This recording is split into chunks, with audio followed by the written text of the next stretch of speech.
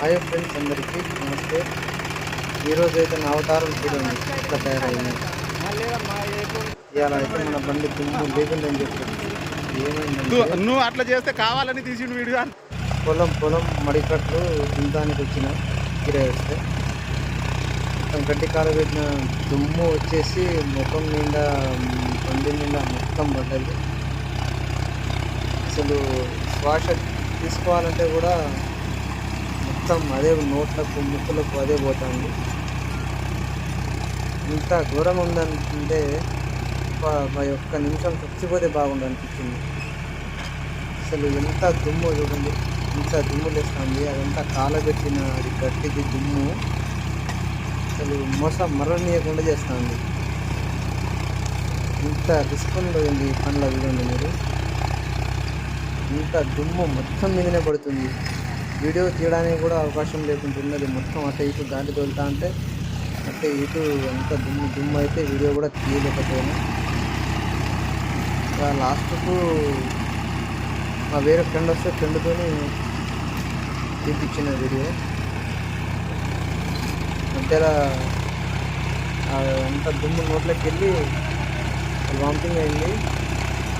కట్టిన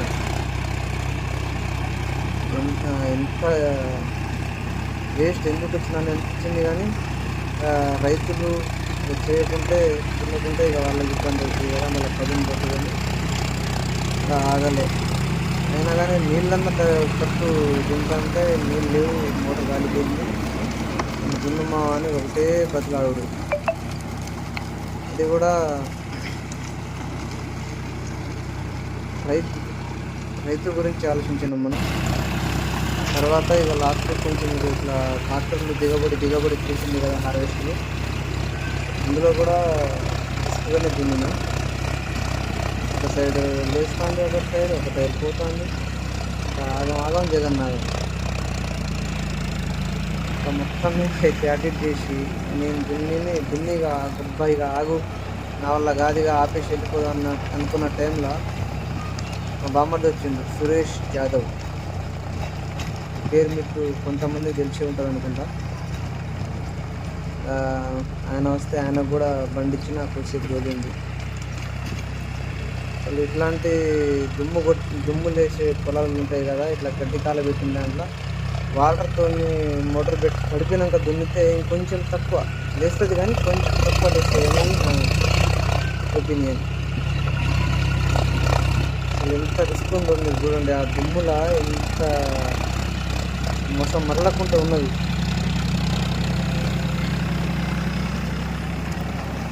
షర్ట్ మీద ముఖం మీద అంతా మీరు ఫస్ట్ వచ్చిన విజువల్లో చూడవచ్చు, ఫోటోలో చూడవచ్చు, ఫస్ట్ వచ్చిన వీడియోలో కూడా చూడవచ్చు నన్ను ఎట్లా తయారైందని. అంత ఘోరంగా ఉన్నది. వీలైతే వీడియోని చూడండి. నేను మాలాంటి వాళ్ళు కొత్తగా అప్డేట్ అవుతున్నాం కదా, కొత్తగా వీడియోలు తీస్తున్నాం కదా, ఒకటి తెలిస్తే ఒకటి తెలియదు మాకు.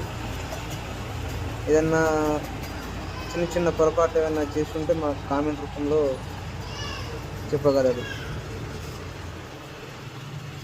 ఇప్పుడు అదే మా బావ సురేష్ బావ ఎక్కిండు బండి, చూసారు కదా. ఆయన కూడా ఎక్కువసేపు దున్నలే, ఒక 20-25 నిమిషాలు దున్నిండు అంతే. నేను దున్నలేనని దిగిపోయింది బండి. లాస్ట్ 5 నిమిషాలు నేనే దున్నుకొని, 5-10 నిమిషాలు ఉంటే నేనే దున్నుకొని ఇక వచ్చేసిన.